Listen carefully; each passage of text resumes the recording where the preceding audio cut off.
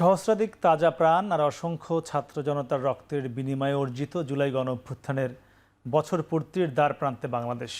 একটি অগণতান্ত্রিক ও ফ্যাসিবাদী সরকারকে হটিয়ে নতুন আকাঙ্ক্ষা আর স্বপ্ন নিয়ে বাংলাদেশের বুকে নেমে এসেছিল ৩৬ জুলাই। বছর পূর্তির মুহূর্তে তাই প্রশ্ন জাগে, লাল জুলাইয়ের কতটুকু আকাঙ্ক্ষা পূরণ হয়েছে গত এক বছরে? তারুণ্যের প্রত্যাশিত রাষ্ট্র মেরামতের কাজ এগিয়েছে কতটুকু? সংস্কার ও জুলাই সনদ এখনও আটকে আছে কোথায়? এবং গত ১.৫ দশক ধরে যে অধিকার থেকে বঞ্চিত ছিল ১৬ কোটি মানুষ, সেই ভোটের অধিকার ফিরে পেতে আরও কতদিন অপেক্ষা করতে হবে ছাত্র জনতাকে? দর্শক, এসব নিয়ে আমাদের আজকের এখন প্রকাশ। আমরা আলোচনার নাম দিয়েছি ভোট কল্পনা। আর এ নিয়ে কথা বলতে আমাদের সাথে আছেন বিএনপির আন্তর্জাতিক বিষয়ক কমিটির সদস্য ইঞ্জিনিয়ার ইশরাক হোসেন, আছেন প্রধান উপদেষ্টার উপপ্রেস সচিব অপূর্ব জাহাঙ্গীর এবং আছেন রাজনৈতিক বিশ্লেষক ডাক্তার জাহেদুর রহমান। আপনাদের সবাইকে স্বাগত। দর্শক, পুরো আয়োজনে আপনাদের সঙ্গে থাকবো আমি মাহমুদ রাকিব। ইশরাক, একটু আপনার কাছে আসতে চাই প্রথমেই। আজকে রাত ১২টার পরে আমাদের সেই আবেগের জুলাই মাস শুরু হচ্ছে, আপনি জানেন যে। তো সেই হিসেবে আমরা বলতে পারি যে জুলাই গণঅভ্যুত্থানের যে মাস, সে ওই হিসেবে ১ বছর পূর্তি হচ্ছে আজ জুলাইয়ের। আপনিও সেই জুলাইয়ে রাজপথে আমরা দেখেছি খুবই সোচ্চার ছিলেন আপনি, একদম আন্দোলন করেছেন আপনি, এবং সেটি আমি দেখেছি অনেক তরুণের নেতৃত্ব দিয়েছেন আপনি। নিশ্চয়ই যে আকাঙ্ক্ষা ছিল, সে আকাঙ্ক্ষা কতটুকু পূরণ হয়েছে ১ বছরে? ধন্যবাদ আপনাকে, সেই সাথে আমার সহ আলোচক যারা রয়েছেন তাদেরকে শুভেচ্ছা এবং দর্শক শ্রোতা সকলকে শুভেচ্ছা জানাচ্ছি। আসলে যখন এই জুলাই গণ অভ্যুত্থান হয়, তো আমি ওই সময়টাতে জেলে ছিলাম। আমি এপ্রিল মাস থেকেই মোটামুটি, এপ্রিল মাসের আই ডোন্ট রিমেম্বার কখন, বাট সম্ভবত 18 তারিখের দিকে আমি কারাগারে যাই। তারপরে আপনার যখন এই জুলাই এর আগে জুন মাস থেকে যখন আন্দোলনটি গড়ে ওঠে, তখন থেকে আমরা আমাদের যার যার অবস্থান থেকে আমরা অবদান রাখার চেষ্টা করেছি এবং আমাদের যারা নেতাকর্মীরা ছিলেন তাদেরকে সংগঠিত করে বিভিন্ন সময় আমরা নির্দেশনা দিয়েছি। যেভাবে দলের নির্দেশনা এসেছে সেটা আমরা জেলের ভেতরে বসে থেকেও কোনো না কোনোভাবে আমরা সেই ব্যবস্থা করে আমরা যোগাযোগটা রক্ষা করেছি। আর আপনি যেটা বললেন যে জুলাইয়ের যে চাওয়া এবং প্রাপ্তি, মানে প্রাপ্তির জায়গা এবং কতটুকু আমরা প্রত্যাশার জায়গা, অবশ্যই এখানে প্রত্যাশাটা অনেক বেশি ছিল, এটাই স্বাভাবিক। আপনি জানেন যে জুলাই বাংলাদেশের ইতিহাসে একটা অন্যতম একটা অধ্যায় হয়ে থাকবে, যেখানে স্বৈরাচারী খুনি ফ্যাসিস্ট হাসিনা রেজিমের বিরুদ্ধে অলমোস্ট মানে সব দল মত ধর্ম বর্ণ বা আপনার ইভেন বয়স নির্বিশেষে সকল শ্রেণী পেশার মানুষ কিন্তু একত্রিত হয়েছিলেন। আমরা দেখেছি যে সেখানে স্কুলের ছাত্ররা নেমে এসেছিল, প্রথম যখন শুরু হলো ইউনিভার্সিটির ছাত্রদের দিয়ে, পরে স্কুলের ছাত্ররা নেমে এলো, এবং সর্বশেষ আমরা এমন দেখেছি যে এখানে ভ্যান চালক, রিক্সা চালক, অটো চালক তারা পর্যন্ত জীবন দিয়েছে, মাদ্রাসার ছাত্ররা পর্যন্ত নেমে এসেছে, বাসাবাড়ির মহিলারা পর্যন্ত নেমে এসেছে, শিশুরা পর্যন্ত সেখানে শহীদ হয়েছেন। তো এটাও অবশ্যই একটা, আমি বলবো যে এইরকম একটা ঐক্যের যে সৃষ্টি হয়েছিল, সেই ঐক্যটা আমরা কতটুকু ধরে রাখতে পেরেছি সেটা একটা প্রশ্ন হয়ে থাকবে, এবং সেটা জন্য আমাদের নিজেদেরকে প্রশ্ন করতে হবে যে আমরা নিজেরা কতটুকু সচেষ্ট ছিলাম। অবশ্যই এখানে সবারই কিছুটা শেখার রয়েছে, এখানে কিছুটা বিচ্যুতি সব পক্ষ থেকেই হয়েছে। তবে আমি বলবো যে বাংলাদেশে যাতে আর কোনো দিন এই ধরনের ফ্যাসিবাদ বা কোনো স্বৈরাচারী শাসন ব্যবস্থা যাতে আবার না গড়ে উঠতে পারে, সেটার জন্য আমাদের সবাইকে গণতান্ত্রিক যে চর্চা সেটিকে আমাদেরকে আসলে নিজেদের ভেতর করতে হবে এবং ইন প্র্যাকটিস প্রতিনিয়ত আমাদেরকে এই চর্চাটা করতে হবে। আমি এক সর্বশেষ যে কথাটি বলতে চাই, আপনি স্বৈরাচারকে কিন্তু কোনো আইন করে, কোনো বিধান করে বা কোনো সংবিধানের সংস্কার করে আটকাইতে পারবেন না।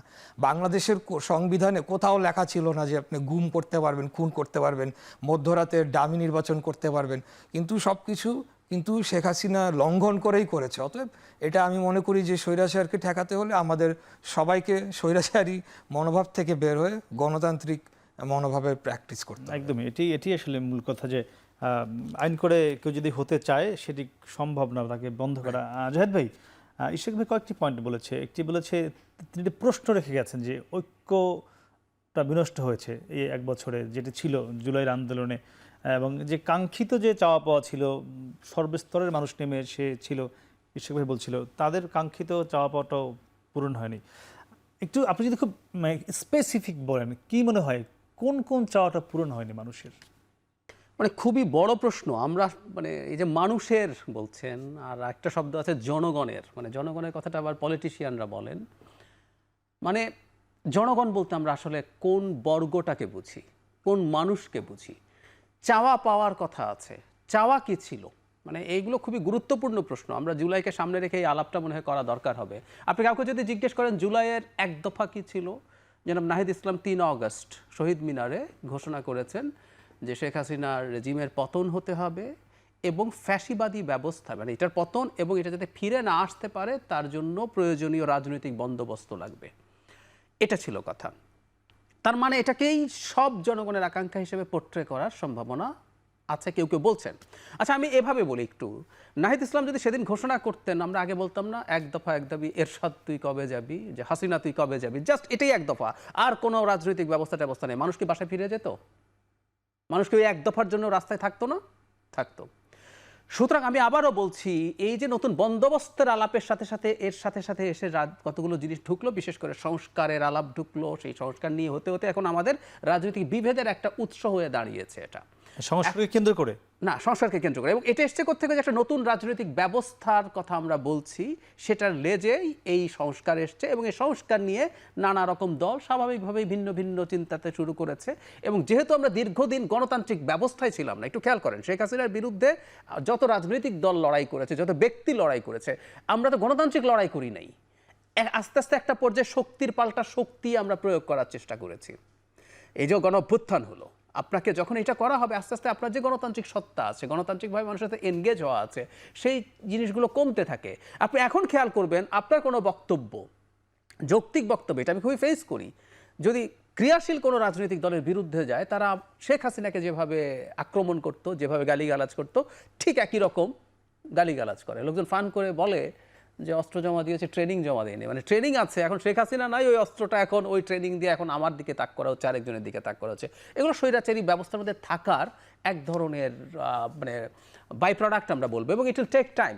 এখন যে কথাটা বলছিলাম, যে প্রত্যাশা প্রাপ্তির ক্ষেত্রে আসলে প্রত্যাশাটা ভ্যারিড। কারো প্রত্যাশা ছিল তো একটা বিপ্লবী সরকার তৈরি করে এই দেশের ক্ষমতা দখল করে ফেলবেন, বিপ্লবী সরকার করে কনস্টিটিউশনকে ওনারা বন্ধ করে দেবেন, বাতিল করবেন, করে ফরমান দিয়ে দেশ চালাবেন, পরে কোনো একদিন ধাপে ধাপে কনস্টিটিউশন লিখবেন, নির্বাচন হবে। এই স্বপ্ন দেখেছেন তো অনেকে, এই স্বপ্নের পেছনে প্রতিদিন কথা বলেছেন খুব গুরুত্বপূর্ণ পাবলিক ইন্টেলেকচুয়ালরা। তো তার কাছে তো এটা খুব ভয়ঙ্কর লাগবে। 8 তারিখ যে সরকার নতুন বাংলাদেশ দিবস বলেছে, এটা আমার ভালো লাগে নাই, কিন্তু এটাকে বিট্রেয়াল টাইপের কথাবার্তা বলছে। 8 তারিখ নাকি বাংলাদেশের সাংবিধানিক প্রতিবিপ্লব হয়ে গেছে, এই আলাপও তো আছে। তো তিনি হতাশ হবেন। এগুলো তো তারাই করছে যারা ওই সামনে ছিল, আমরা দেখেছি সেই জুলাই আন্দোলনের, মানে সামনে থাকা যারা আছেন তারা কেউ কেউ তাদের পেছন থেকে, কেউ কেউ আবার এই ধরনের কথা বলছে, কেউ বাইরে থেকে বলছেন। কিন্তু ওই যে বললাম আপনাকে, যে এটা তো আসলে সংগঠিত কোনো রকম কোনো মুভমেন্ট ছিল না। আজকে 1 বছরের প্রান্তে দাঁড়িয়ে এসে কয়েকটা ক্রুড কথা একটু বলি। মুভমেন্টটা ছিল কোটার সংস্কারের, একটা রায় দিয়ে আবার কোটাকে পুনরুজ্জীবিত করার চেষ্টা হলো। তারা ফাইট করলেন, তারা রাস্তায় নেমেছিলেন, তারা সরকারি চাকরি চান, কারণ কোটার কারণে তারা চাকরি পাচ্ছেন না। তো ওই সময় সরকার কে ছিল? শেখ হাসিনা। এবং সরকারি চাকরির সবচেয়ে লুক্রেটিভ চাকরি হচ্ছে, আপনি যান, আমি বিসিএস এর ভাইভার এক্সামিনার হিসেবে এনলিস্টেড হয়েছে, আমি অনেকগুলো ভাইভা নিয়েছি, সো আমি খুব ভালো মতো দেখেছি প্রশাসন এবং পুলিশ হচ্ছে চোখ বন্ধ করে ফার্স্ট চয়েস, এই দুটো। তো এই প্রশাসন এবং পুলিশে চাকরি করতে চাইতেন আমাদের তরুণরা যারা মুভমেন্ট করলেন শেখ হাসিনার বিরুদ্ধে। তারা প্রশাসন পুলিশে গিয়ে কি করতেন? শেখ হাসিনার রেজিমকে ক্ষমতায় থাকতে সাহায্য করতেন, ইজন্ট ইট? তারা তো সাপোর্ট করবে তাকে, তারা তো তার জন্য লড়াই করবেন, কারণ উনি তো চাকরিতে গেছেন, এটা তার কর্তব্য। সো এরকম একটা মুভমেন্ট সেখানে দাঁড়ালো কেন? মানে ছেলেরা মেয়েরা যারা আন্দোলন করেছে তারা শেখ হাসিনাকে সহযোগিতা করার জন্য এই আন্দোলন করেছে। টেকনিক্যালি ব্যাপারটা খেয়াল করুন, উনি তো চাকরি চেয়েছেন, উনি সরকারি চাকরি চেয়েছেন, উনি ম্যাজিস্ট্রেট হতে চেয়েছেন, পুলিশ হতে চেয়েছেন। ম্যাজিস্ট্রেট পুলিশ হয়ে উনি কি বিরোধীদেরকে সাহায্য করবেন? উনি আমাকে পেটাতেন। এরপর উনি যদি পুলিশ হতেন, শেখ হাসিনা যদি থাকতো, রাস্তায় ইশরাককে মার খাওয়ার ভিডিও আছে, ইশরাককে পেটাতে রাস্তায় আসতেন। ইশরাক বেরেও কিন্তু ছিল। হ্যাঁ হ্যাঁ, আমি বলি, তখন ইশরাককে পেটাতে হয়তো আপনি এখানকার কেউ একজনকে দেখতেও পারতেন যদি তার পুলিশে চাকরি হতো। ব্যাপারটা তো টেকনিক্যালি এরকমই। শেষ পর্যন্ত কি হলো, সবাই মিলে, এটা আমি বহুদিন টিউনিশিয়া মডেলের একটা ঘটনা বাংলাদেশে ঘটবে বলেছিলাম, যে কোনো একটা বাহানায় মানুষের কিন্তু ক্ষোভ আছে, সবাই নেমে যাবে। That exactly happened. এই জন্য তারা এসে সামনে এসে বলেছেন বলেই, তারা সামনে ছিলেন বলে আমরা তাদের এই সময়কার সাহসিকতা, অবদানকে স্বীকার করি।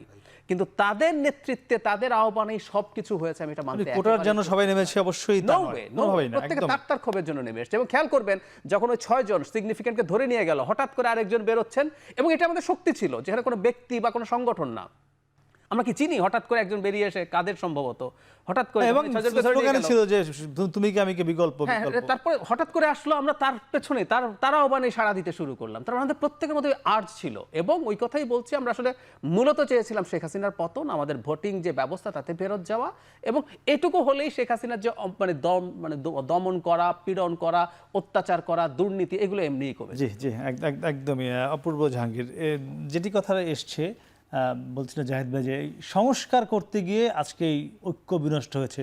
ইশরাক ভাই যেটি শুরুতে বলছিল যে ঐক্য বিনষ্ট যেটি হলো, সেটি তাদের প্রত্যাশিত ছিল না। আচ্ছা, আমি একটু ক্লিয়ার করবো অপূর্ব বলার পর, সংস্কার করতে গিয়ে না, সংস্কারকে যেভাবে অ্যাপ্রোচ করছি, সংস্কার হবে, আমি আসবো। যে অপূর্ব, আপনারা কেন এই সংস্কারে গেলেন আবার? আচ্ছা, থ্যাংক ইউ, ধন্যবাদ আমাকে আজকে শোতে আমন্ত্রণ জানার জন্য। আমি একদমই মনে করি না ঐক্য বিনষ্ট হয়েছে। ঐক্য যদি বিনষ্ট হতো, আমরা 3 জন গ্রিন রুমে এতক্ষণ আড্ডা দিতাম না। সো ঐক্য বিনষ্ট হয়নি বলে আমি হয়েছে বলে আমি মনে করি না। এখানে বিভিন্ন মতামতের মানুষজন আছে, বিভিন্ন রাজনৈতিক দলের বিভিন্ন মতামত রয়েছে, এটাই স্বাভাবিক। আমি তো বলি যে এখন ঐক্য কমিশন যেটা টিভিতে দেখা যায়, আমরা সবাই এখন দেখি, লাইভ হয় যেটা, ইটস আ বিউটিফুল সিনারিও। কারণ this is the closest to a parliament যেটা আমরা এতদিন পর দেখছি। এই যে ওয়াক আউট হচ্ছে, ডিবেট হচ্ছে, এটা খুব সুন্দর একটা দৃশ্য। কিন্তু এটা আমার ব্যক্তিগত মতামত। সো আমি একদমই মনে করি না যে ঐক্য বিনষ্ট হয়েছে। এখানে মতামতের ডিফারেন্স আছে, তরিকার ডিফারেন্স আছে, দ্যাটস ফাইন, এটাই হয়। এবং গণ অভ্যুত্থান পরবর্তী যেই দিন, এটা তো মানে আপনি কেন ভাবছেন যে এটা খুব সহজভাবে, সরলভাবে পার হয়ে যাবে? এটা তো হবে না। 15 বছর কি হয়েছে আমরা দেখেছি না?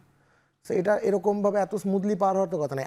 আমি মনে করি যে আমরা যথেষ্ট, যাই হচ্ছে না কেন, আপনি ডিবেট বলেন, ঝগড়াঝাটি বলেন, যেটাই হোক, আবার কিন্তু ঠিক হচ্ছে, আবার কিন্তু আমরা একটা জায়গায় এসে দাঁড়াচ্ছি, ও আমরা কিন্তু পুরো বাংলাদেশ কিছু কিছু জায়গায় একদম এক হয়ে যাই। সো আমি এখানে ঐক্য বিনষ্ট হওয়ার কোনো কারণ দেখি না। এখানে 1 বছর হয়ে যাচ্ছে প্রায়, আমরা তো নির্বাচনের জায়গায় যাচ্ছি আস্তে আস্তে। সো এখানে এখন বিভিন্ন মতামত থাকবে, বিভিন্ন ধরনের ডিবেট হবে, এটাই স্বাভাবিক। এটাকে ঐক্য বিনষ্ট বলে এটাকে প্যাকেজ করার কোনো মানে আমি মনে করি না। আচ্ছা, যে ঐক্যমত কমিশনের কথা বলছিলেন, যেটি লাইভ দেখানো হয়, সবাই দেখে, কিন্তু ওখানে আপনি যেটি বলছেন যে এক জায়গায় বসে আবার দ্বিমত হয়, কিন্তু মূল যে লক্ষ্যে যাওয়া, সেখানে কি যেতে পারছেন আপনারা? সেটা যেতে পারবে, আমি অবশ্যই মনে করি যেতে পারবে। এটার জন্যই তো এই কমিশনটা। সেটা সময় লাগতে পারে, সেটা একটু আপনার এখন দাঁড়িয়ে মনে হতে পারে যেতে পারবে কিনা, আলটিমেটলি এটা যেতেই হবে। মানে দেশের মানুষের জন্য, দেশটার জন্য তো সবাইকে এক হতে হবে, এবং এক তো হয়েছে। সো এখানে না যাওয়ার কোনো উপায় নেই। কত দূর হবে সেটা প্রশ্ন আসতে পারে, ডিবেট হতে পারে, কিন্তু এখানে আসতে হবে। মানে আমাদের একটা জায়গায় তো এসে দাঁড়াতে হবে সবাইকে। আমরা তো আগের জায়গায় ফিরে যেতে পারবো না। না না, একদমই। হ্যাঁ, সেই লক্ষ্যে হয়তো কাজ করছে। ইশরাক ভাই, একটি বিষয়ে যেটি বলছিল জাহেদ ভাইও, যে সংস্কার প্রয়োজন, সেটি হয়তো হবেও, কিন্তু ভোটের কথা বলছিল, এবং এটি তো আসলেই সত্য যে সেই 2000, যদি আমরা 8 সাল থেকেই বলি, মানুষের যে সঠিক ভোটাধিকার, এটি আসলে প্রয়োগ হয়নি গত এই 16-17 বছরে। সেই ভোটকে কি সবচেয়ে গুরুত্ব দেওয়া উচিত ছিল কিনা এই অন্তর্বর্তী সরকারের এই 5 আগস্টের পরে? দেখেন, যে গণ অভ্যুত্থানটি হয়েছে তার মূল কারণে যদি আপনি যেতে চান, তাহলে কি কারণে সেটি হয়েছে? গণ অভ্যুত্থান হয়েছে শেখ হাসিনা স্বৈরাচারী না, শুধু সে ফ্যাসিবাদী হয়ে ওঠার ফলে। সে ফ্যাসিবাদী কিভাবে হয়ে উঠলো? সে যখন নিরবিচ্ছিন্নভাবে তার ক্ষমতাকে সে পাকাপোক্ত করলো, এবং সেখানে তার কোনো জবাবদিহিতা জনগণের কাছে থাকলো না, এবং অনির্দিষ্টকালের জন্য সে ক্ষমতায় থাকার মতো করে, নিজের মতো করে ব্যবস্থা করে নিল, দমন পীড়ন করে। অর্থাৎ নির্বাচন ব্যবস্থাকে ধ্বংস করার মাধ্যমেই তো এই ফ্যাসিবাদ কায়েম হয়েছে, এবং তার পরিপ্রেক্ষিতে জনগণ ফুঁসে উঠে, দমন পীড়ন জুলুম সহ্য করতে করতে একসময় ফুঁসে উঠে তারা গণ অভ্যুত্থান ঘটিয়েছে। তো আমাদের তো মূল জায়গাটায় যেতে হবে। আজকে যদি এই ভোট ব্যবস্থাকে বা ইলেকশন কে যদি আপনার যেভাবে শেখ হাসিনার আমলে ধ্বংস করা হয়েছে সেটাকে যদি না করা হতো, যদি 5 বছর অন্তর অন্তর একটা ফেয়ার নির্বাচনের মাধ্যমে ইলেকটেড পার্লামেন্ট আসতো, সেটা যারাই আসতো, তাহলে কিন্তু এই ফ্যাসিবাদ তৈরি হওয়ার কোনো সুযোগই থাকে না। এটা আপনার আগের কনস্টিটিউশনেও সেই সুযোগ নাই ফ্যাসিবাদী কর্মকাণ্ড করার, সেটার জন্য বিধান রয়েছে, আইন কানুন সবই ছিল। কিন্তু শেখ হাসিনা যেখানে দেখেছে তার কোনো অ্যাকাউন্টেবিলিটি নাই, এবং অ্যাকাউন্টেবিলিটি কিভাবে আসবে? আপনি কি তাকে ধরে কোর্টে নিয়ে বসাবেন? সেভাবে না। যখন পুরো এন্টায়ার সিস্টেমটা পাবলিকের কাছে যেতে হবে প্রতি 5 বছর অন্তর অন্তর, তখন তারা নিজেরাই কিন্তু তাদের নিজেদেরকে সংশোধন করে চলার চেষ্টা করবে। সেই জিনিসটা না থাকার ফলে কিন্তু এই ফ্যাসিবাদী উত্থান হয় এবং এই গণঅভ্যুত্থান হয়। আমরা সেই জায়গাটাই বলতে চাচ্ছি যে সেটা সবথেকে গুরুত্বপূর্ণ জায়গায়। সেটা আগামী সরকার খুব ভালো সরকার আমি বলছি না, আমি ধরে নিলাম যে খুব একটা ভালো সরকার হলো না, তারপরের সরকারও তেমন খুব ভালো হলো না, কিন্তু জনগণের সরাসরি ভোটে নির্বাচিত হোক, মানুষ কিন্তু খুশি থাকবে, ঠিক আছে আমরা নিজেরা ভোট দিয়ে এনেছি। এবং পরবর্তী সময় কিন্তু তারা সেই জনপ্রতিনিধিদেরকে বাদ দিবে যারা তাদের প্রত্যাশা পূরণ করতে পারে না, এবং পরবর্তীতে অন্য প্রার্থীদেরকে তারা বেছে নেবে। এই প্র্যাকটিসটা যদি কন্টিনিউয়াস থাকতো তাহলে কিন্তু আমরা সেটা কি সরকার refine করতে সেই পথে আছে কিনা, সেই প্র্যাকটিসের পথে? আমি আশা রাখতে চাই। আমি কড়া সমালোচনার দিকে যাব না, যেহেতু জুলাই না যেতে পারেন, কেন যাবেন না? নাই গেলাম আজকে, সব সময় তো সমালোচনাই করি, তো সব সময় সমালোচনা করলে আবার সেটা খুব বেশি ফলপ্রসূ নাও হতে পারে আমাদের ডেমোক্রেটিক এনভায়রনমেন্টের জন্য। তাই আজকে আমি পজিটিভই থাকতে চাই, পুরোপুরি ধরে নিতে পারেন। তো আমি আশা রাখি যে একটা ফলপ্রসূ আলোচনা হবে, যেহেতু লন্ডনে একটা ঐতিহাসিক মিটিং হয়েছে, যেই মিটিংটা আমি মনে করি ডেফিনেটলি আরও আগে হলেও ভালো হতো, বাট হয়েছে, এটা হলো মূল গুরুত্বপূর্ণ বিষয়। এবং জনাব অপূর্ব যেটা বললেন যে ঐকমত্য কমিশন, যদিও ঐকমত্য কমিশনের অ্যাকচুয়াল কতটুকু অগ্রসর হতে পেরেছে সেটা নিয়ে বিশ্লেষণ করলে জাহেদ ভাই উনি আরও ভালো বলতে পারবে, উনি এসবের সাথে আর হি ইজ মোর মানে এটার সাথে ভালো পরিচিতভাবে কাজ করছেন। কিন্তু আমরা চাই যে ধরনের কথা আমরা শুনতে পাচ্ছি যে ঐকমত্য কমিশনের মিটিংগুলোর ব্যাপারে, সেটা উত্তরণ ঘটিয়ে যাতে আসলেই ফলপ্রসূ একটা জায়গায় আমরা আসতে পারি, মিডল গ্রাউন্ডে আসতে পারি। আমরা কেউই চাই না যে আবার বাংলাদেশে ফ্যাসিবাদ কায়েম হোক, আবার একটা স্বৈরাচার হোক, এটা আমরা কেউই চাই না। অতএব আমরা সবাই যদি সেই মিডল গ্রাউন্ডে আসতে পারি তাহলে কেন নয়? ঐকমত্য কমিশন কি একটি জায়গায় আসতে পারছে? মানে জায়গায় কোথায় যেতে চাইছেন আপনি? আমার কাছে আবার সেই প্রশ্ন, মানে আপনি যদি মনে করেন দেশের লিস্ট এটা সবাইকে মানলে তারপরে আমি এটাকে জায়গা মনে করি, তাহলে তো হবে না। মানে আম সরি, আমি একটা জিনিস একটু খোলাখুলি বলি, ইশরাক একদমই সমালোচনা করবেন না, আমি ঐকমত্য কমিশনকে করছি, এটা তো সরকার না, আমরা এইভাবেই বলি। না এখন সরকারকে তো করে দেখি না ঐকমত্য কমিশন ঘটনাচক্রে আমাদের সরকার প্রধান আবার সেটার চেয়ারপারসন রাকিব ভাই অনেক চেষ্টা করছে। আচ্ছা, হ্যাঁ বলেন। প্রধান উপদেষ্টা ডেইলি স্টারের সম্পাদকের সাথে একটা ইন্টারভিউতে ক্যাটাগরিক্যালি বলেছেন, এবং ডেইলি স্টার ওটাকে হেডলাইন করেছে, সেটা হচ্ছে আমরা ফ্যাসিলিটেটর। উনি খুব ক্লিয়ারলি বলেছেন। আমি বহুবার বলেছি, আমি শুরু থেকে বলছি, সরকার শুধু আসলে ফ্যাসিলিটেটর, এই সরকার কিছু স্টেকও আছে বলে আমি মনে করি, এটা একটা কেয়ারটেকার সরকার না, কিন্তু ফ্যাসিলিটেটর বলা হয়েছে। এখন ঐকমত্য কমিশনের অ্যাটিটিউড যেটা দেখছি আমার কাছে এটা ভালো লাগছে না। না আপনি একদিকে বলছেন এই সরকারটা কেয়ারটেকার গভর্নমেন্টটা, তার কিছু দায়িত্ব আছে, আবার আপনি বলছেন এই সরকার কেন এতদিন আছে, কেন ভোট দিয়ে চলে যাচ্ছে না? আমি এতদিন আছে সেটা বলছি না, আমি কিন্তু ওটা বলছি না। এখন এই যে ফেব্রুয়ারি কিছুক্ষণ আগেই বলেছেন যে সংস্কার নেই একটা দ্বন্দ্বের মধ্যে, সংস্কার দ্বন্দ্বের জায়গাটায় আসছি, হ্যাঁ জায়গাটা কি কারণে বলছি প্রবলেমটা সেটাই বলছি আপনাকে আমি। তো এখন ঐকমত্য কমিশন একটা লিস্ট নিয়ে বসেছেন, এখন আপনার উদ্দেশ্য হচ্ছে আলোচনা করে কতটুকুতে একমত হওয়া, এবং সেই ইন্টারভিউতেই প্রফেসর ইউনুস ক্লিয়ারলি বলেছেন যে কয়টা বিষয়ে ঐকমত্য হবে সেগুলোই করা হবে, বাকিগুলো হবে না। এমনকি কোনো সংস্কার যদি কেউ না চায়, এই প্রশ্ন করেছিল, উনি বলেছিল তাহলে সংস্কার করব না। এটা খুবই প্র্যাগম্যাটিক ডিসিশন, ঘাট ধরে ভালো জিনিস চাপিয়ে দেওয়া যায় না, এটা হলো ফুল স্টপ। এটা আমরা করে দেখেছি, হয় না। একটা দেশের সমাজ এবং রাজনৈতিক দলকে প্রস্তুত থাকতে হয়। ঐকমত্য কমিশনের প্রবলেমটা কোন জায়গায়? আপনি যদি আমাকে দেখান, আইনের প্রায় সব জিনিস প্রায় সবাই একমত হয়েছে। কনস্টিটিউশনের বেশ কিছু গুরুত্বপূর্ণ জিনিস বিএনপি সহ সব দল মেনে নিয়েছে, অনেকগুলো। বিচার বিভাগের পূর্ণ পৃথকীকরণ, আর্টিকেল 7, সব মিলে 8-10টা বিষয় অমত রয়েছে, আর সবই তো মোটামুটি 10টার মধ্যে আসলে মূল এখন আলোচনা দুটো, এনসিসি এবং আপার হাউসের প্রপোর্শনাল রিপ্রেজেন্টেশন। এর বাইরে আসলে মেজর কোনো নাই।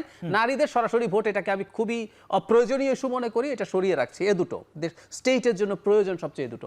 এখন কোনো দল এটা তো নাও মানতে পারে। আমি এই কথাটাই বলতে চাইছি, ঐক্যমত্য কমিশনের যে অ্যাটিটিউডটা আমার প্রবলেম মনে হচ্ছে, যে না আমার এই সবগুলোতেই মোটামুটি মেনে ফেলতে হবে, এটা তো হয় না।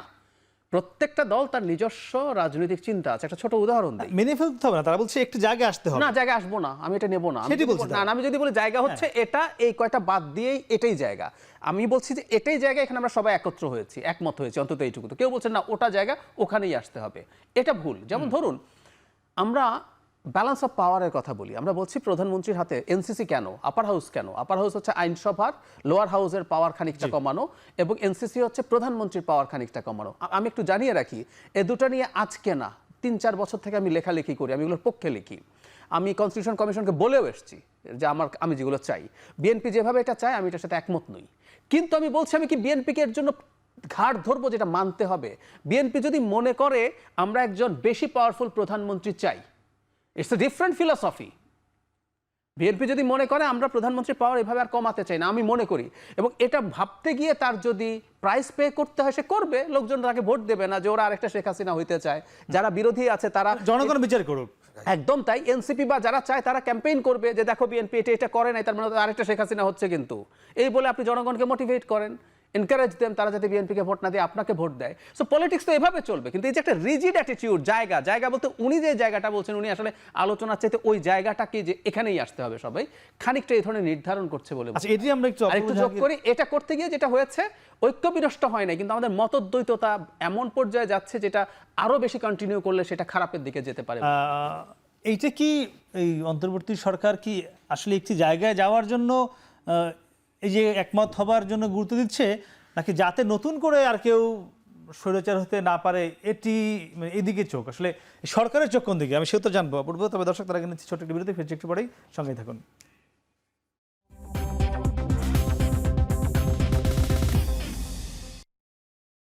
ফিরলাম বিরতির পর, কথা বলছিলাম সমসাময়িক বিষয় নিয়ে। আমরা ছিলাম উপপ্রেস সচিব অপূর্ব জাহাঙ্গীর। আপনার কাছে জানতে চেয়েছিলাম যে যেটি বলছিলেন জাহেদ ভাই, যে ঐকমত্য কমিশন মানে তাদের যেতে এখনো কয়েকটি যে বিষয়গুলো এখন একমত হয়নি, এইগুলোতে তারা জোর করিয়ে সবগুলো রাজনৈতিক দলকে একটি জায়গায় আনতে চাচ্ছেন, কিন্তু রাজনৈতিক দলগুলো এখনো এই বিষয়ে একমত হতে পারছেন না, এক একজন এক এক জায়গায় আছেন।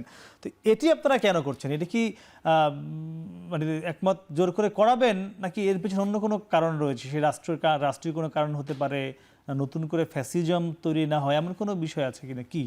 আচ্ছা, প্রথমত বলি, এটা আমরা করাচ্ছি না, এটা ঐক্যমত কমিশন করাচ্ছে, যাচ্ছে সেপারেট এন্টিটি, এটা ওইভাবে চিন্তা করি।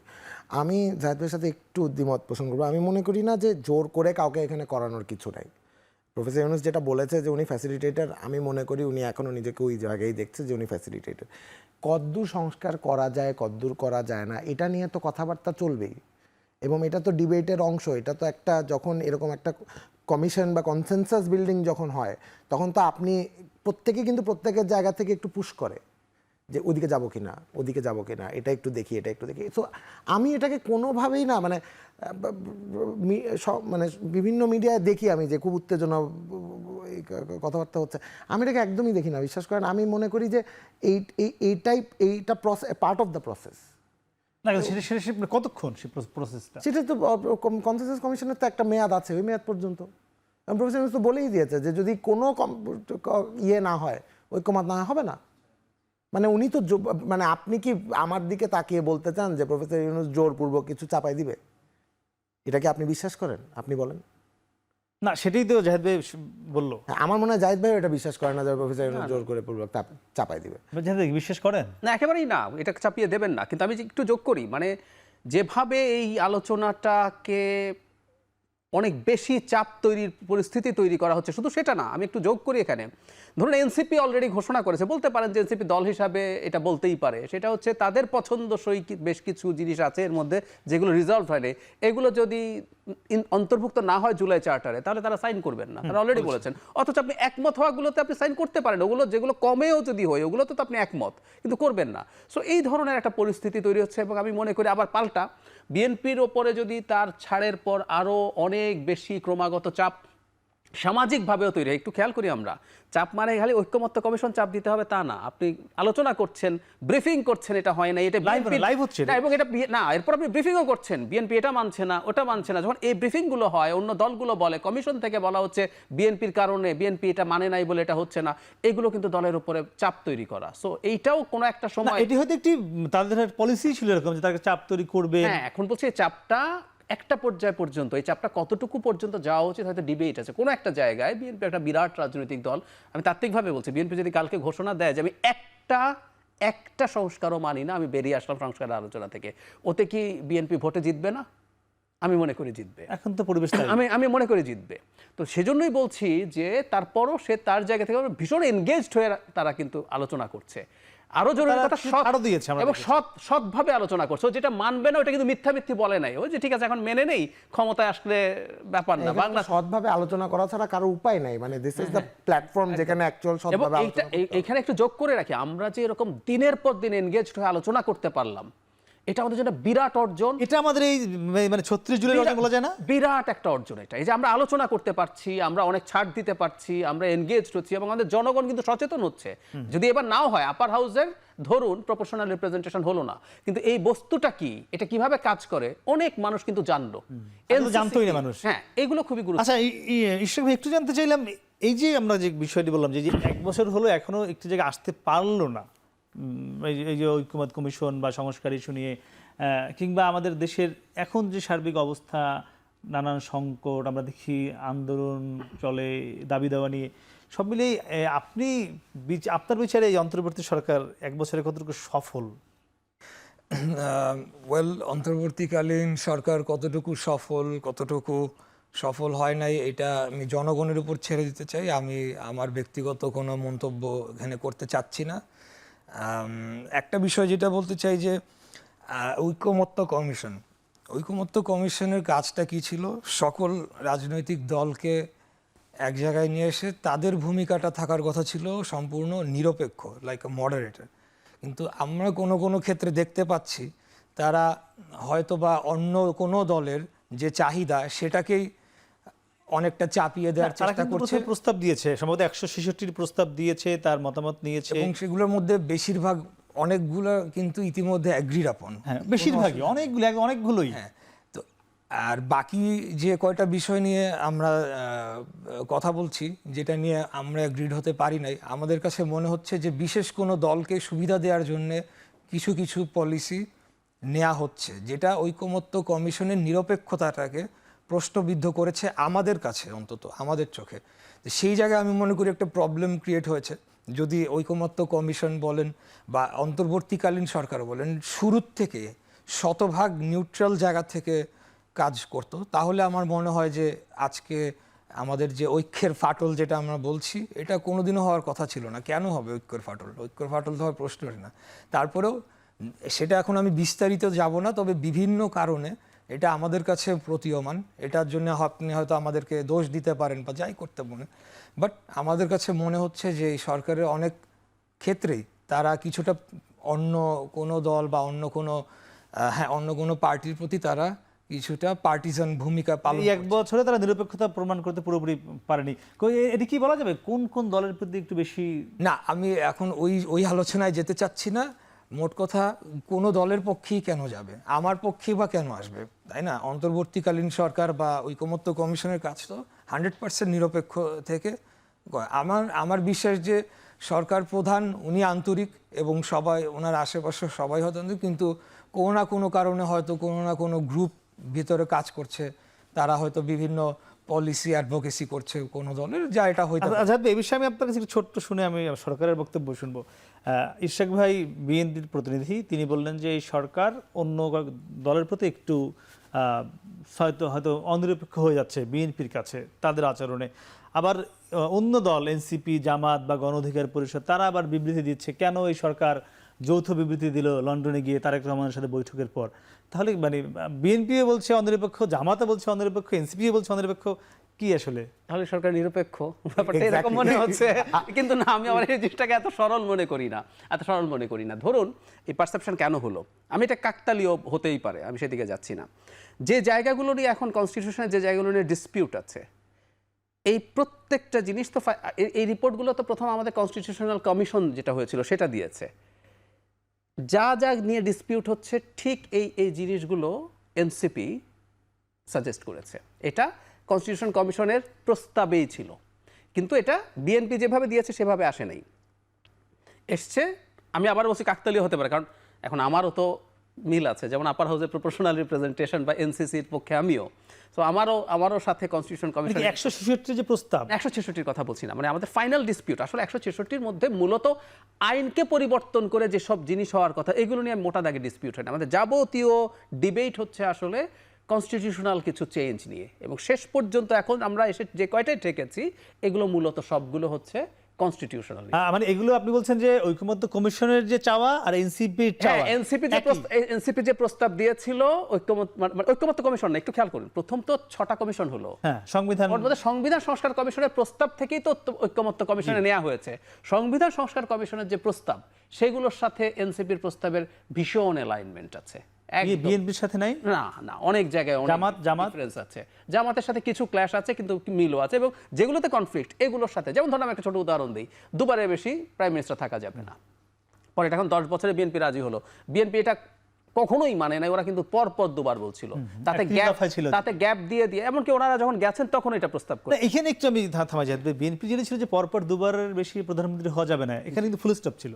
হ্যাঁ, ফুল স্টপ। তাতে এরপরে যে গ্যাপ দিয়ে হওয়া যাবে সেটা না, বাকিটা লাগবে, ওটা ইমপ্লাইড, কারণ এটা রাশিয়াতে এই সিস্টেম ছিল। পুতিন কিন্তু একবার পরপর দুবার প্রেসিডেন্ট হয়ে, মাঝে একবার মেদভেদেবকে, সে প্রাইম মিনিস্টার ছিল, তাকে মেদভেদেবকে প্রেসিডেন্ট বানিয়েছিল, পরে আবার হয়েছে, পরে আবার ওই নিয়ম পাল্টে ফেলেছে গিয়ে এসে, সেটা আরেক আলোচনা। তো যেটা বলছিলাম, বিএনপি তো তাই বলেছিল। আপার হাউসে প্রপোর্শনাল রিপ্রেজেন্টেশনের কথা বিএনপি কোনোভাবেই মানে এটা কখনো মানবে না, তাদের আপার হাউস চেয়েছে।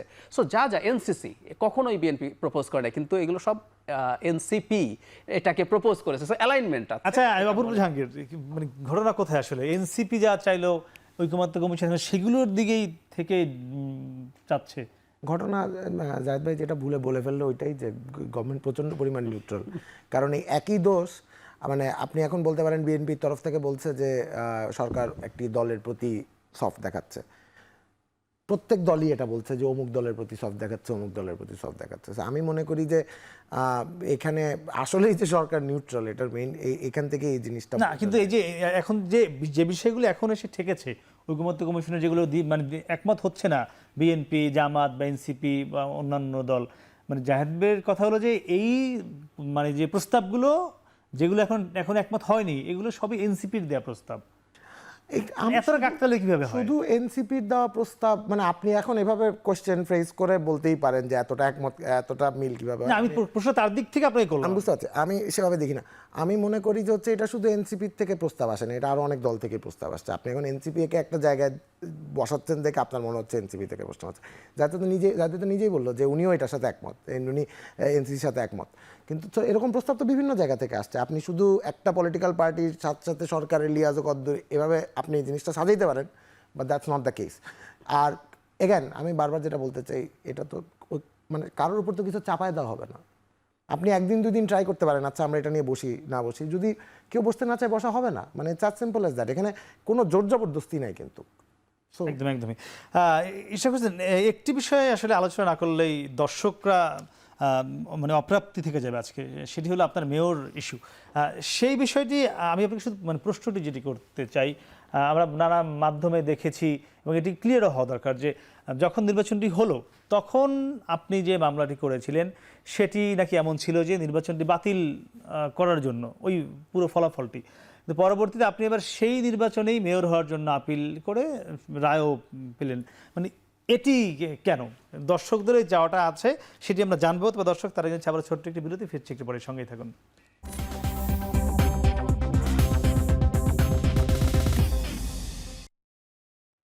ফিরে এলাম বিরতির পর, কথা বলছিলাম ভোট কল্পনা নিয়ে। আমরা ছিলাম বিএনপি নেতা ইশরাক হোসেন আপনার কাছে। আমরা যেটি জানতে চেয়েছিলাম যে 5 আগস্টের পরে আমরা দেখেছি চট্টগ্রামের যিনি বিএনপি প্রার্থী ছিলেন তিনি আদালতের রায়ে সেখানে বসেছেন এবং তিনি এখনও সেখানে মেয়রের দায়িত্ব পালন করছেন। আমরা যতদূর বুঝি যে আপনিও ওরকমই একটা আবেদন বা আপিল করেছিলেন, আদালতে গিয়েছিলেন এবং সেটি রায়ও পেয়েছিলেন। পরে নানান কারণে বসা হয়নি, সম্ভবত বসার মেয়াদও শেষ। মানে কেন আপনি আবার আদালতে গেলেন? যে ভোট আপনি নিজে বাতিল চেয়েছিলেন সেই ভোটেই। আচ্ছা, এখানে আপনাদের একটু ক্লিয়ারলি বলতে চাই যে আমরা যে নির্বাচনের যে ফলাফলটি ঘোষণা করা হয়েছিল ওই সময় এবং যে গ্যাজেটটি পাবলিশ করা হয়েছিল সেটাকে অবৈধ এবং সেটাকে বাতিল বলেছি। আমরা নির্বাচনকে বাতিল বলি না। যদি নির্বাচনকেই বাতিল বলতাম অথবা আমি যদি উইথড্র করে চলে আসতাম, আমি তো উইদিন 30 ডেজ সকল সাক্ষী প্রমাণ নিয়ে আবার মামলা করতে যেতাম না। তো এই জায়গাতে আমার মনে হয় যে একটা ভুল ধারণা দেয়া হচ্ছে। আমি এখানে কোনোদিনও বর্জন করে উঠে আসিনি, আমি ফাইটেই ছিলাম এবং এখানে যে অনিয়ম দুর্নীতি হয়েছে সমস্ত কিছু তথ্য প্রমাণ নিয়েই যে নির্ধারিত ট্রাইব্যুনালে নির্ধারিত সময়ের মধ্যেই আমরা মামলাটি করেছি এবং সেখানে আমরা বলেছি যে 100-র অধিক অভিযোগ দেয়া ছিল বিভিন্ন তথ্য প্রমাণ সহ। সেখানে আমাদের শুরু থেকে একেবারে আমাদের বিভিন্ন প্রার্থীদের অন্যায়ভাবে গ্রেফতার করা থেকে শুরু করে আমাদের ক্যাম্পেইনে হামলা করা, আমাদের পোস্ট, নানা অভিযোগ। এই অভিযোগগুলো নিষ্পত্তি না করে নির্বাচন কমিশন যে কাজটি করেছিল, একটা অভিযোগও তারা নিষ্পত্তি করেনি। তারা গ্যাজেট পাবলিশ করেছিল এবং ফলাফল ঘোষণা করেছিল। সেটিকে আমরা বলেছিলাম যে অবৈধভাবে তারা ফলাফল ঘোষণা করেছে এবং গ্যাজেট পাবলিশ করেছে। পরবর্তীতে যখন আমরা আদালতে এইটার পূর্ণাঙ্গ শুনানি হয়, এরপরে আমি এটার বিস্তারিত বলতে গেলে এত বলতে চাই না, আপনাদের সময় নষ্ট হবে। পরবর্তীতে আমরা এটাকে শুনানি করতে পারিনি, কারণ তাপস সেটাকে স্টে করার জন্য উচ্চ আদালতে যায় এবং এটা দীর্ঘদিন স্টে হয়েছিল। পরবর্তীতে আমরা ট্রাইব্যুনালে 5 তারিখের পরে আমরা ট্রাইব্যুনালে আবার এটার শুনানি করার পরে সেখানে আমি আমার পক্ষে ফলাফলটি রায়টি পাই এবং সেখানে একদম স্থানীয় সরকার আইন 2009 এবং সিটি কর্পোরেশন আইন 2010-এ ওখানে ক্লিয়ারলি লেখা আছে যে আপনি কি কি প্রতিকার চাইতে পারেন এবং 3টা প্রতিকারের মধ্যে ক্লিয়ারলি লেখা আছে যে ওই যে প্রার্থী আপনার সাথে এই ধরনের আচরণ করেছে বা অবৈধভাবে ফলাফল নিয়েছে তাকে বাতিল করে আমাকে মেয়র ঘোষণা করা হোক। এটা আমরা ওইভাবেই আর্জিতে লিখে দিয়েছিলাম। আচ্ছা, আর সবথেকে আমি লাস্ট যে কথাটি বলতে চাই, এটা ছিল যে আমাদের একটা আইনিভাবে বিগত দিনে যে অবৈধভাবে খুনি হাসিনা নির্বাচনগুলোকে যে ম্যানিপুলেট করেছিল, অবৈধভাবে সেগুলোকে জোর জবরদস্তি করে দখল করে নিয়েছিল, সেটা প্রতিষ্ঠা করার জন্য কিন্তু আমরা আইনি প্রক্রিয়াটা সম্পন্ন করতে চেয়েছি। বর্তমান সরকার কিন্তু একটা কথা, অনেক কথাই তারা বলে, কোনোটারই ভ্যালিড গ্রাউন্ড নাই। একটা বিশেষ করে বলে যে আমরা বিগত দিনের নির্বাচনকে বৈধতা দিতে চাই না। আরে ভাই, বিগত দিনের প্রত্যেকটা নির্বাচন বৈধ আছে, আজ পর্যন্ত বৈধ আছে। বরঞ্চ আমার এটা মানা হইলে প্রথম একটা এক্সাম্পল একটা সৃষ্টি হইতো, দ্বিতীয় চট্টগ্রামেরটার পরে দ্বিতীয় এক্সাম্পল সৃষ্টি হতো যে আমরা এটাকে ওই সময় এবং দালিলিক প্রমাণ হিসেবে এটা প্রতিষ্ঠা পেত। সেটাকে কিন্তু তারা বাধাগ্রস্ত করেছে। প্রকান্তরে বলা যায় যে তাপসের পক্ষে এবং নুরুল হুদার পক্ষে ওকালতি করেছে এক প্রকার। তো কেন এটা তাদের রায়টা তারা মেনে নিচ্ছে? হ্যাঁ, অবশ্যই। আমি জানি না কেন করেছে, এটা তাদের রাজনৈতিক সিদ্ধান্ত হতে পারে। তবে আমি আমার ব্যক্তিগতভাবে আপনাকে বলছি যে আমার পরিকল্পনা কোনোদিনও ছিল না বর্তমান সরকারের অধীনে নগর ভবনে বসে মেয়রের দায়িত্ব নিয়ে নগর পরিচালনা করার, কোনোদিনও ছিল না। আমাদের লক্ষ্য খুবই স্থির। আমরা আগামী জাতীয় নির্বাচনে বাংলাদেশ জাতীয়তাবাদী দলকে বিজয়ী করে একটা জনগণের সরকার প্রতিষ্ঠা করতে চাই এবং আমাদের দলের প্রধান ভারপ্রাপ্ত চেয়ারম্যান উনি আগে প্রধানমন্ত্রী হবেন, তারপরে উনি ঠিক করবেন যে আমরা কে কোন দায়িত্বে যাব। সেটি আমাদের লক্ষ্য ছিল। কিন্তু বর্তমান সরকার যে কাজটি করেছে, এটা আমি মনে করি যে আমি ইতিপূর্বে বলেছি সংবিধান লঙ্ঘন করেছে, আইন লঙ্ঘন করেছে এবং কেন করেছে, আমার সাথে আমাকে হিউমিলিয়েট করেছে, অপমানিত করেছে, মানে আমাকে ডিসরেসপেক্ট করেছে।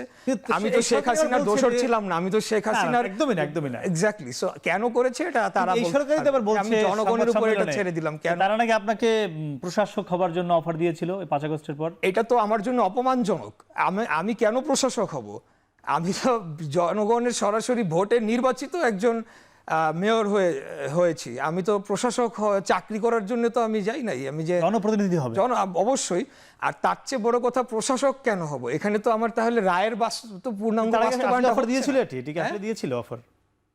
এটা শোনেন, অবশ্যই এটা তো আমি বলছি, আমি যদি নতজানু হতাম, আমি যদি অনেক কিছু মেনে নিতাম, তাহলে অনেক কিছুই সম্ভব ছিল, কিন্তু সেটা আমি করি না। কেন আমি মানে আরেকটা সরকারের আরেকটা নতজানু ছোট্ট হয়ে কাজ বিষয় জেনে আমরা অন্য অধিকার যাব। তাহলে যেহেতু আপনি এখানে বসতে না চাইলেও মানে রাইটে আনতে চেয়েছিলেন একটি নির্বাচনী যাতে অবৈধ হয় ওই নির্বাচনটি, একটা দালিলিক প্রমাণ রেখে যাওয়া রেখে দেওয়ার জন্য, এবং তাপস যে অবৈধভাবে সেখানে হি ওয়াজ ডিক্লেয়ার্ড মেয়র, সেটি আপনি প্রমাণ করতে চেয়েছেন। হ্যাঁ, আমাদের আচ্ছা, সেক্ষেত্রে কি মনে করেন এখন জাতীয় নির্বাচনের আগে স্থানীয় সরকার নির্বাচন দেওয়া উচিত? আমরা শুরু থেকেই স্থানীয় সরকার নির্বাচনের বিপক্ষে, আমরা যে কোনো নির্বাচন অনুষ্ঠিত হওয়ার বিপক্ষে। বাংলাদেশ জাতীয়তাবাদী দল অবস্থান স্পষ্ট রয়েছে। আমরা সর্বপ্রথমে আমরা জাতীয় নির্বাচনটি দেখতে চাই, কারণ স্থানীয় সরকার নির্বাচন ব্যবস্থাতেও অনেক সংস্কারের প্রয়োজন রয়েছে এবং স্থানীয় সরকার টোটাল ব্যবস্থাতে অনেক সংস্কার করতে হবে। যে আমরা সেগুলো না করে আপনি কিভাবে স্থানীয় একদমই সরকার- ক্লিয়ার। অপূর্ব জাহাঙ্গীর, আপনারা কেন কি সেই তাপস কিংবা নুরুল হুদার নির্বাচনকে বৈধতা দিয়ে দিলেন? এগেন আপনি কোশ্চেনটা এভাবে করতে পারেন, বাট ব্যাপারটা মনে হয় না এরকম। এখানে বৈধতা দেওয়ার কোনো প্রশ্নই ওঠে না। সেটা হচ্ছে যে এখানে জিনিসটা অত্যন্ত কমপ্লেক্স একটা ব্যাপার, এটা এত সিম্পল না যে এটা এভাবে বলে করা যায়। এবং আচ্ছা, আমি আমি একটা ছোট করে যুক্ত করি, মানে এখানে কিন্তু দীর্ঘদিন ধরে আন্দোলন করেছে পুরান ঢাকাবাসী, এটি কিন্তু আসলে আমরা দৃশ্যমান ছিল না, আপনারা সেগুলোকে গ্রাহ্য করেননি, এটাও কিন্তু সত্য। মানে এতটা সিরিয়াস কেন ছিল এই সরকার এই বিষয়টা নিয়ে? এখানে তো মানে গ্রাহ্য করিনি তা তো বলবো না। এখন আপনি যদি গ্রাহ্য করতাম আবার এসে বলতেন যে এই সরকার সব জায়গায় নতজানু হয়ে যাচ্ছে। আমি বললাম তো এখানে বিভিন্ন রকমের ব্যাপার আছে। আমি জিনিসটাকে যতটা পারা যায় এক্সপ্লেন করি। সেটা হচ্ছে যে এইখানে আমার মনে হয় না যে মানে আমি ইশরাক হোসেন ভাইকে দেখে আসতেছি কিন্তু অনেক দিন ধরে, এবং আমার ওনাকে খুব পছন্দ, কারণ উনি আমার বয়সী একটা ছেলে যে রাজনীতি করে, যে এত বছর ফ্রন্ট লাইনে ছিল এবং সে অনেকভাবে আমাদের অনুপ্রেরণা, সরকারভাবে জনপ্রিয়, এটি হ্যাঁ প্রচন্ড জনপ্রিয়, এটা নিয়ে কোনো ডাউট নাই। এবং আমি মনে করি যে যে কোনো নির্বাচন দিলে উনি জিতে আসবে, আমার এটা নিয়ে কোনো ইয়ে না, আমি ওনাকে ভোট দিব অ্যাটলিস্ট, এটা কোনো ইয়ে না। কিন্তু এখানে অনেক কমপ্লেক্সিটির ব্যাপার আছে, মানে এটা আমার মনে হয় না যে এতটা সিম্পল যে আমরা ওনাকে হতে দেই নাই বা এখানে ইয়ে আছে। এখানে হয়তো দুই সাইডেরই বিভিন্ন ল্যাকিংস আছে, এটা এমন কোনো ইয়ে না। আমিও তো বলতে পারি যে উনি ওখানে কনসার্ট বসাইলো কেন, এটা বলতে পারি না। এটা তো আমার কথা তো এই জায়গায় দেওয়ার দরকার নেই। এখানে বিভিন্ন জায়গার বিভিন্ন মিসকমিউনিকেশন হতে পারে, ভুল হতে পারে, দ্যাটস কমপ্লিটলি ফাইন। বাট আমার কথা হচ্ছে যে এটাকে এখানে বসতে দেই নাই কেন, আর তাপস ওই নির্বাচনকে তো ভ্যালিডিটি দেওয়ার প্রশ্নই ওঠে না। পুরা দেশ তো এই জায়গায় একমত, আমরা কোনোভাবে লাস্ট 15 বছরের স্বৈরাচারিতা ছাড়া আর কোনো কিছু ভ্যালিড বলতেছি না, দ্যাটস ক্লিয়ার।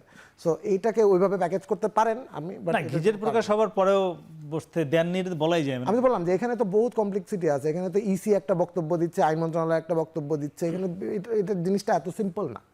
সো আপনি এটাকে মানে সিম্পলি বলতে পারেন এভাবে যে তা কেন এই তাপসের, বাট আমি এটাকে এভাবে দেখি না। জি, জাহিদ ভাই, এটি তো মানে এটি নিয়ে অনেক কিছুই আলোচনা হয়েছে বাংলাদেশে। আপনার সাথে এই বিষয়টি না গিয়ে আমি একটু অন্য বিষয়ে যেতে চাই। দুজন শুনলাম, যেহেতু আমরা শেষ দিকে এসেছি, আমরা আবার একটু 1 বছরে ফিরতে চাই। এই যে জুলাই গণঅভ্যুত্থানের 1 বছর, আমরা দেখেছি ক্রেডিট বাজি নিয়ে নানান কিছু হয়েছে গত 1 বছর। মানে এটি কেন হলো? ওই যেটি ইশরাক ভাই শুরু করেছিল যে ঐক্যের ফাটল, সেটি মানে মানে ক্রেডিট বাজি একটি কারণ কিনা? আমি খুব গুরুত্বপূর্ণ কারণ মনে করি। তারপরে এই ইস্যুতে আমি দুটো কথা একটু বলি। মেয়র ইস্যুতে মানে সরকার পরিকল্পিতভাবে, সরকারকে আমি অ্যাজ এ হোল বলবো, কারণ আসিফ মাহমুদ সজীব ভুঁইয়া একজন উপদেষ্টা শুধু নন, ওনাদের ক্যাবিনেট মিটিং হয়, উনি কি করছেন না করছেন এটা ক্যাবিনেট জানেন। সো জেনে শুনেই সব কিছু এন্ডোর্স করা হয়েছে, আর আদালতের রায় ডিসঅবে করা হয়েছে। ফাইনালি আপিল বিভাগের রায়ের পরও আসলে ওই ডেটটা পার করার চেষ্টা হচ্ছিল, এটা আমরা বুঝতে পারি। এবং শেষে বলা হলো আমাদের তো তারিখ শেষ হয়ে গেছে, সুতরাং এখন তো কিছু করার নাই। জরুরি কথাটা বলে রাখা দরকার। আবার একটা নতুন তত্ত্ব আনছেন চিটাগংকে যখন আমরা দেখাচ্ছি, এটা ভুল হয়েছিল, এটা হাসান আরিফ সাহেব দিয়েছেন।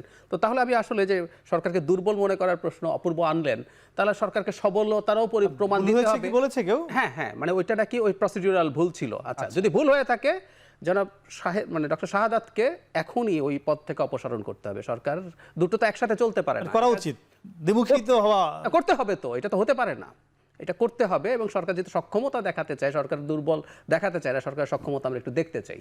এরকম ডাবল স্ট্যান্ডার্ড থাকা কোনোভাবেই উচিত না। এখানে আমি একটু অ্যাড করি জাহিদের সাথে, সেটা হচ্ছে যখনই ওনার কথা অনুযায়ী যদি এখন চট্টগ্রামের মেয়রকে বাদ দেওয়া হয়, তখন যখন আবার যমুনা ঘেরাও কর্মসূচি হবে এবং আবার ঢাকা শহরটা অচল হতে চলে যাবে, তখন আমরা আবার কোন সলিউশনে আসবো এটাও আসলে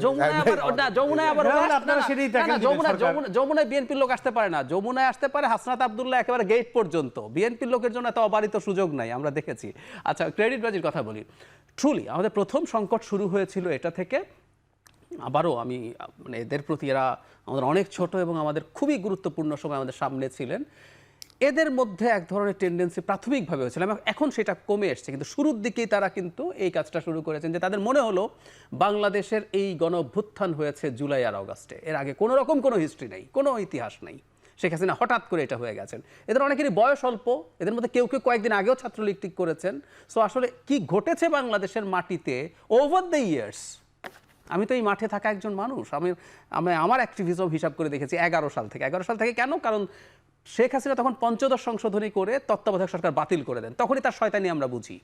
সো এই পুরো প্রসেসের মধ্যে কতজনের কত রকম লড়াই আছে, এগুলোকে যখন নেগেট করা হলো তখন খুব স্বাভাবিকভাবে এই প্রবলেম হবে। আমরা জুলাই বিরাট ব্যাপার, জুলাইটা শেষে এসে ইগনাইট হয়েছে, কিন্তু বারুদ জমা হয়েছে বছরের পর বছর। এবং এর মধ্যে আমি এখন ইশরাক পাশে আছেন, বিএনপির লোকজনের, মানে আমি এটা দেখেছি, আমি ফান করি এভাবে, ধরুন আপনি বারডেমে গেলে সবার তো ডায়াবেটিস আছে, জিজ্ঞেস করে ভাই আপনার কত, মানে আপনার সুগার কত। আমি বিএনপির লোকজনকে দেখতাম আপনার কত, মানে আপনার মামলা কত, মানে 50, 70, 100, দলের মহাসচিবের বিরুদ্ধে 400 আছে, মহাসচিবের বিরুদ্ধে 100-র বেশি মামলা আছে। মহাসচিবের বিরুদ্ধে একটা মামলার বিচার কাজ শুরু হয়ে গেছে, চার্জশিট গৃহীত হয়েছে, যে মামলাটা হচ্ছে মহাসচিব এবং যুগ্ম মহাসচিব মিলে নিজ হাতে একটা ময়লার গাড়ি ভেঙেছেন এবং হেল্পারকে পিটিয়েছেন, সেটার মামলা চলছিল। তো এই ঘটনাগুলো বাংলাদেশে ঘটেছে, এবং কেউ যখন মানে ওই মুহূর্তের ক্রেডিট নিয়ে যে এত বছর আপনারা কি করেছেন, ফেলতে তো পারেন নাই, এবং ভাবটা এরকম যে তাদের ডাকেই সব মানুষ এসেছে, এগুলো প্রত্যেকটা মিস ইন্টারপ্রিটেশন এবং এগুলো ক্ষতি করেছে। মানে এই যে অনৈক্যের কারণ খুব বড়। আচ্ছা, আপনি আরেকটি কথা বলছিলেন যে একটু 10 সেকেন্ডে শেষ করবেন, এটা আশার দিক কিনা, যে এখন আবার এখন আমি আশার দিক দেখছি। আশার দিক, কারণ হচ্ছে তারা এই জায়গা থেকে সরে এসে তারা সবার লড়াইকে স্বীকৃতি দিচ্ছেন। আচ্ছা, ক্রেডিট কি শুধু মানে ওই ছাত্ররা নিতে চেয়েছিল, আর কেউ চাই? আমি যদি বলি, অন্তত ছাত্ররাই বেশি চেয়েছে, জামায়াত ইসলামী চেয়েছে, বরং অবিশ্বাস্যভাবে কেউ কেউ এটাকে ভুল বলে, বিএনপি এই ক্ষেত্রে তাদের প্রচুর ইনভলভমেন্ট ছিল নানাভাবে। তারা এই ক্ষেত্রে সম্ভবত তাদের সর্বোচ্চ নেতা যিনি আছেন তার নির্দেশনায় তারা এই জায়গাটা থেকে পেছনে ছিল। এখন বিএনপির কাউকে আমি বলতে শুনি যে তারা কিছু না বলে বরং ভুল করেছে। ছাত্রদলের সভাপতি কি বলেনি যে তার অনেক পরে এগুলো প্রত্যেকটা মাথাতেই আসে, এগুলো কিন্তু প্রত্যেকটা রিঅ্যাকশন, এগুলো একটু বলি মানে কথার প্রেক্ষিতে বলেছে, কথার প্রেক্ষিতে অ্যাকশন ওই দিক থেকে প্রথম হয়েছে, তারপর রিঅ্যাকশন, তারপর বিএনপির অনেকেই। ভাই শেষ করবে 10 সেকেন্ড আপনার মাধ্যমে। এই যে বলছিল যে জাহিদ ভাই যে একটা আশার দিক, যে এখন মানে ক্রেডিট বাজিটা নাই, বা মানে এটি কি আমরা আগামী বাংলাদেশ গড়তে এগিয়ে যাবো কিনা? আজকের এই নতুন বছর আসছে, আবার জুলাইয়ের বছর শুরু হচ্ছে কাল থেকে। আমরা সবসময় আবার নতুন করে শুরু করতে পারি, ইটস নেভার টু লেট। কারণ এত মানুষ জীবন দিয়েছে, গত জুলাই অভ্যুত্থানে দিয়েছে, তার আগেও 17 বছরে ফ্যাসিবাদ বিরোধী আন্দোলনে বহু মানুষ জীবন দিয়েছে, অত্যাচারিত হয়েছে। আপনি দেখেছেন বছরের পর বছর একটা কুঠুরির ভিতরে গুম করে রাখা হয়েছে, মানে নির্মম অত্যাচার করা হয়েছে। তো আমরা সেগুলোর দিকেও যদি সম্মান প্রদর্শন করতে চাই, আমার মনে হয় যে সবাইকে যার যার ইগো ঝেড়ে ফেলে দিয়ে আমাদেরকে জনগণের কাতারে জনগণ কি চাচ্ছে সেই পালসটা বুঝতে হবে। সেটা আমি মনে করি সরকারই সবচেয়ে বেশি দায়িত্ব এই জায়গাতে, জনগণ কি চাচ্ছে এবং সেই অনুযায়ী নিশ্চয়ই আমরা প্রত্যাশা করি সবাই জনগণের কাতারে এসে জনগণের জন্যই কাজ করবে। দর্শক, আমরা কথা বলছিলাম 3 জন অতিথির সঙ্গে, সবাই যেটি বলছিলেন যে নতুন করে আবার আগামীকাল শুরু হচ্ছে সেই 36 জুলাইয়ের বছর, কিংবা জুলাই গণঅভ্যুত্থানের 1 বছর পূর্তি হচ্ছে আজ রাত 12টায়। আমরা নিশ্চয়ই তাদের মধ্যে প্রত্যাশা করব যে আগামীর বাংলাদেশ, জুলাইতে যে আকাঙ্ক্ষা ছিল ঐক্যের বাংলাদেশ, সে ঐক্যের দিকে এগিয়ে যাবে, বাংলাদেশ আবারও হাঁটবে সামনের দিকে। সে প্রত্যাশা শেষ করছি। শুভরাত্রি।